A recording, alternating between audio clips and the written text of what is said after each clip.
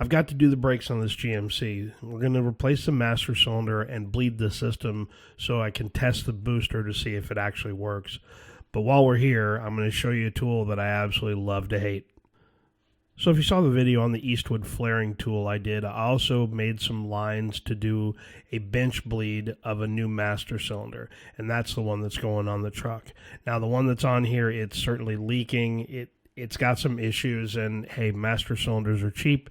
They're easy to get rid of. I also need to check the power assist booster. I don't know if it's working. The brakes were a little spongy and kind of crusty, so it's just time to get this thing changed, and then we'll check the power booster. But part of the process, obviously, once you replace a master cylinder, if you replace the calipers, change any lines, whatever, is obviously to bleed the brakes. And I've got a tool that I've used for quite a few years, and it does really well in some things, but in others, I can't get good understanding of it, or I don't have good function of it, or maybe it's always the way that tool is going to be, and I'd like to see it better.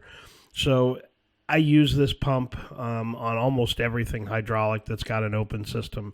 If it's the power steering pump, if it's on the brakes, it does a really good job of removing fluid. And I've used it here to drain out the master cylinder, but I'll show you how I do it on the brakes as well. So let's get started on that.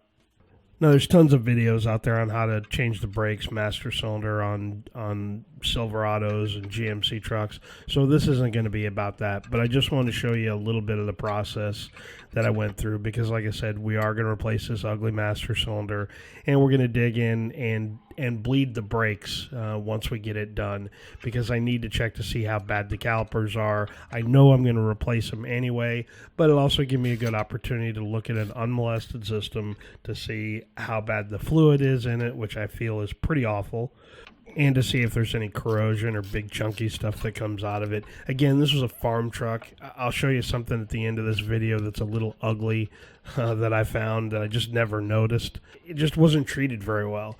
So it needs some good routine maintenance, and that's what all this is just making sure that it runs, drives, and stops, and I don't run into any issues when I'm out on the road with it. So we'll get the master cylinder replaced here, and then we'll start to show you the bleeding process on the brake side at the caliper to show you this tool and why it isn't really my favorite tool to use. So if you watch the video on the Eastwood flaring tool, we bench bled this master cylinder, and at the time both those videos were shot, there was about maybe an hour difference between bleeding it and installing it on the truck. So it's been bled. Now we just need to get the air out of the lines from switching them over, and that's what we're going to do. Is I will show you on the front wheel cylinder of what this looks like. Now it's a little bit different when you're actually doing this in a real environment, but I have a feeling that the fronts are bad as well on the calipers, and it just gives us a good opportunity to take a look at it in a very easy way. Now this system is really nice in its simplicity. Got a nice little pump that you can create some vacuum to draw the fluid through the system, a little trigger release on there, so when you're done doing that you can release the vacuum. Nice little canister to collect the fluid and anything comes through the system. Plenty of hose and some funky little adapters that fit over the bleeder screws, and we'll show that to you on the truck because that's the issue with this whole kit. Everything works well. I've had this one for probably 5 or 6 years. I think this particular model has been since discontinued. They may have a better option out there now, but I'll show you how this one hooks up to the truck, and we'll take a look at how it operates.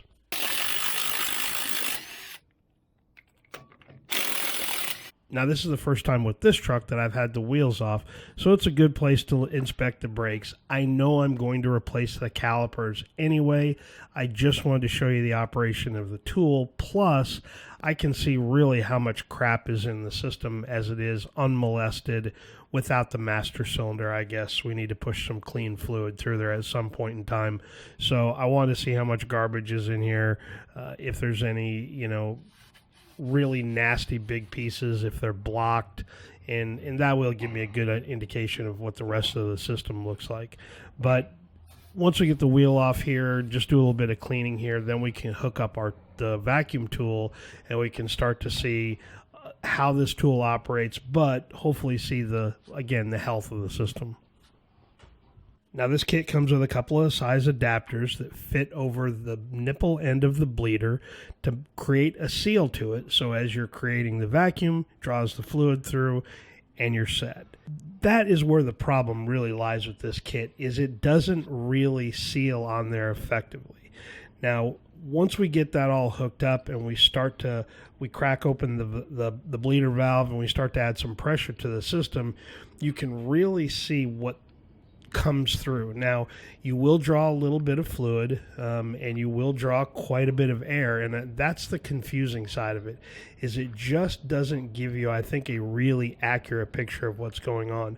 Now I've used this kit, well, I don't know, I've had this particular style for at least 10 years now. This particular one, like I said, I've had for 3, 4, 5 years maybe, and they do work very well. The problem is you're just going to draw a lot of air, and you're going to need some confirmation from another person where you can get a better seal on the end of the hose and create a better seal. Now I've tried a couple of different ways with this, in different ends on there, different hoses, kind of necking it down a little bit to put a little bit smaller diameter hose on there, just simply the way you would do it, when you're doing it with the manual system where one person is in the car pushing down on the brake pedal. But in that instance, you're not creating a vacuum, you're just pushing it through, and you don't get the air that you do in this one.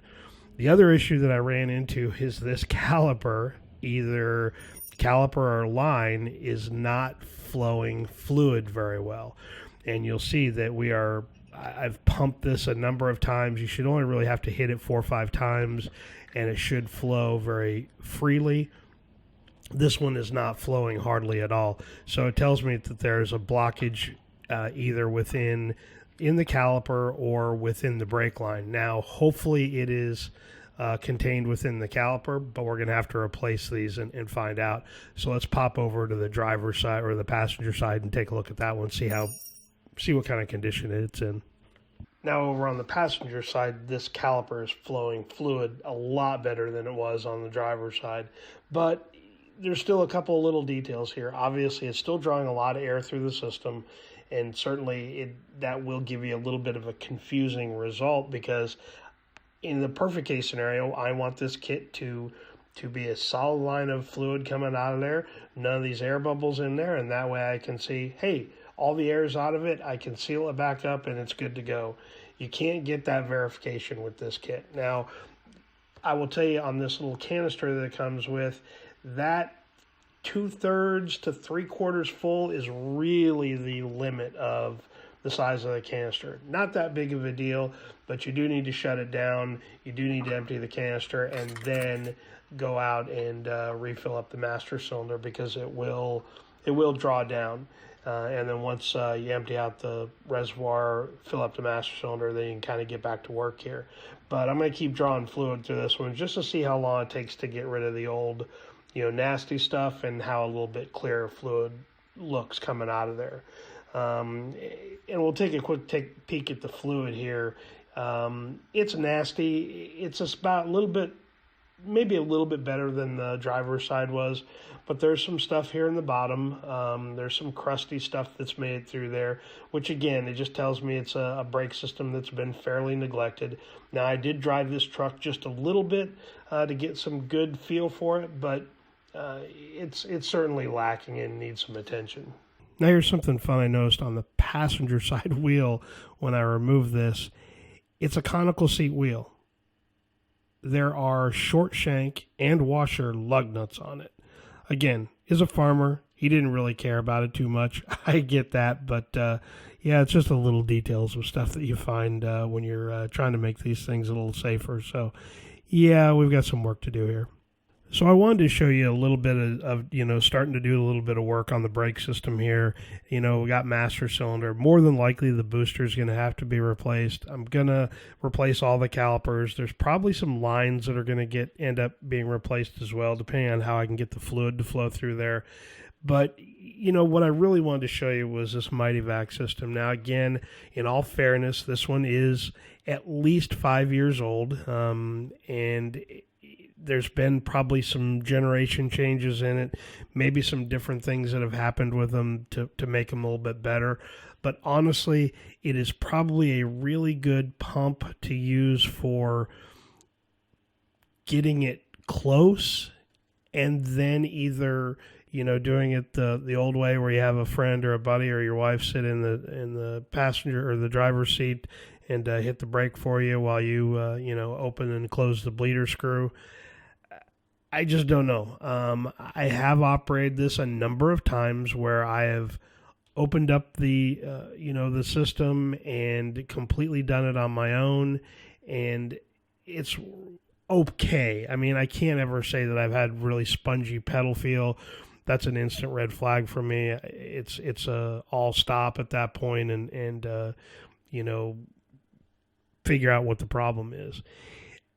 These are inexpensive kits. I think at the time I bought this, it was probably close to $45-50 at a local auto parts store. I think that's what they are now.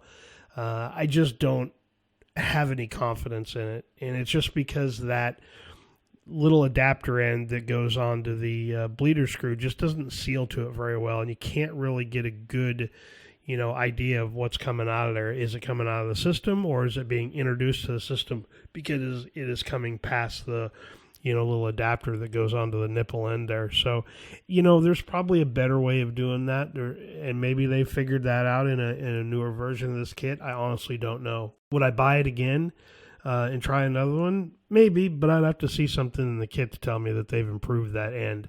And maybe that's just not what they were designed to be. So, you can spend $300, $400, $500 on a really nice, large chamber, compression system where you can introduce a bunch of vacuum to it, crack it open, and it pulls through.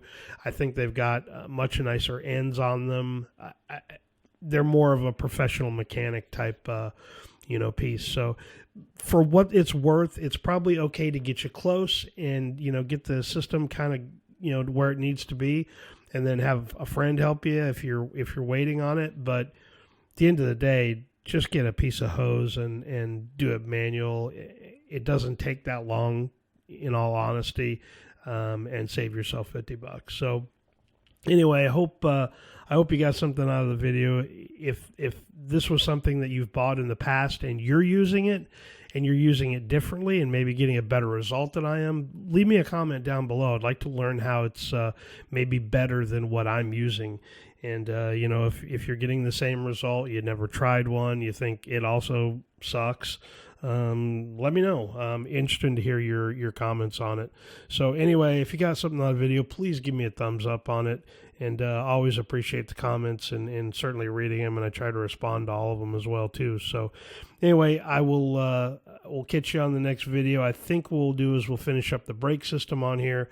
I got cooling system stuff that I'm waiting to come in. Once it hits, then we can start on some fun stuff, some carburetor tuning, and do a little bit of seat of the pants driving on it, and then we will do another video with AFR and doing a better tuning video. So we'll see you on the next video.